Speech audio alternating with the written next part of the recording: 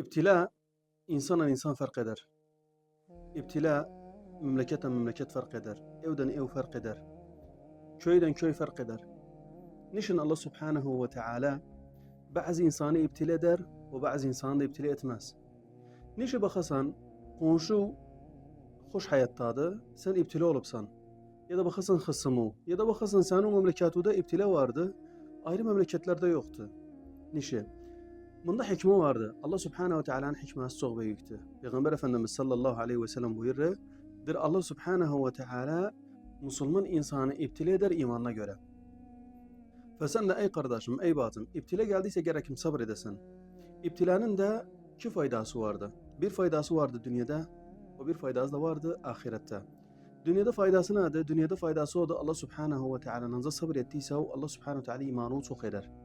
Takva sahabe eder sana. Allah Subhanahu ve Teala'ya daha fazla yakın olasan.